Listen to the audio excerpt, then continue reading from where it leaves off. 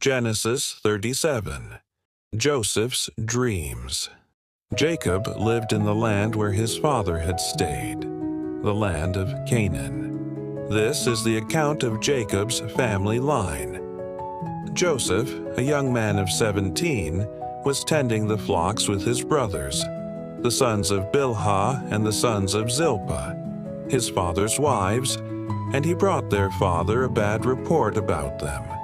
Now Israel loved Joseph more than any of his other sons, because he had been born to him in his old age, and he made an ornate robe for him. When his brothers saw that their father loved him more than any of them, they hated him and could not speak a kind word to him. Joseph had a dream, and when he told it to his brothers, they hated him all the more. He said to them, "Listen to this dream I had. We were binding sheaves of grain out in the field when suddenly my sheaf rose and stood upright, while your sheaves gathered around mine and bowed down to it." His brothers said to him, "Do you intend to reign over us? Will you actually rule us?" And they hated him all the more because of his dream and what he had said. Then he had another dream, and he told it to his brothers. "Listen," he said, "I had another dream, and this time the sun and moon and 11 stars were bowing down to me." When he told his father as well as his brothers, his father rebuked him and said, "What is this dream you had? Will your mother and I and your brothers actually come and bow down to the ground before you?" His brothers were jealous of him, but his father kept the matter in mind. Joseph sold by his brothers. Now his brothers had gone to graze their father's flocks near Shechem, and Israel said to Joseph, "As you know, your brothers are grazing the flocks near Shechem. Come, I am going to send you to them." "Very well," he replied. So he said to him, "Go and see if all is well with your brothers and with the flocks, and bring word back to me." Then he sent him off from the valley of Hebron. When Joseph arrived at Shechem, a man found him wandering around in the fields and asked him, "What are you looking for?" He replied, "I'm looking for my brothers. Can you tell me where they are grazing their flocks?" "They have moved on from here," the man answered. "I heard them say, 'Let's go to Dothan.'" So Joseph went after his brothers and found them near Dothan. But they saw him in the distance, and before he reached them, they plotted to kill him. "Here comes that dreamer," they said to each other. "Come now, let's kill him and throw him into one of these cisterns and say that a ferocious animal devoured him.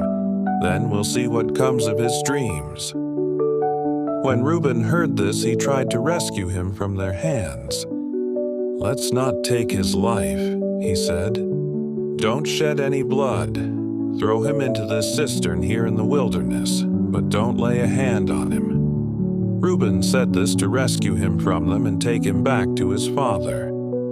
So when Joseph came to his brothers, they stripped him of his robe, the ornate robe he was wearing, and they took him and threw him into the cistern. The cistern was empty. There was no water in it. As they sat down to eat their meal, they looked up and saw a caravan of Ishmaelites coming from Gilead.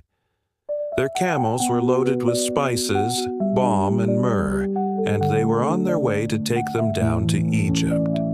Judah said to his brothers, "What will we gain if we kill our brother and cover up his blood? Come, let's sell him to the Ishmaelites and not lay our hands on him. After all, he is our brother, our own flesh and blood." His brothers agreed. So when the Midianite merchants came by, his brothers pulled Joseph up out of the cistern and sold him for 20 shekels of silver to the Ishmaelites, who took him to Egypt. When Reuben returned to the cistern and saw that Joseph was not there, he tore his clothes. He went back to his brothers and said, "The boy isn't there. Where can I turn now?" Then they got Joseph's robe, slaughtered a goat, and dipped the robe in the blood. They took the ornate robe back to their father and said, "We found this. Examine it to see whether it is your son's robe." He recognized it and said, "It is my son's robe. Some ferocious animal has devoured him. Joseph has surely been torn to pieces." Then Jacob tore his clothes, put on sackcloth, and mourned for his son many days. All his sons and daughters came to comfort him, but he refused to be comforted. "No," he said, "I will continue to mourn until I join my son in the grave." So his father wept for him. Meanwhile, the Midianites sold Joseph in Egypt to Potiphar, one of Pharaoh's officials, the captain of the guard.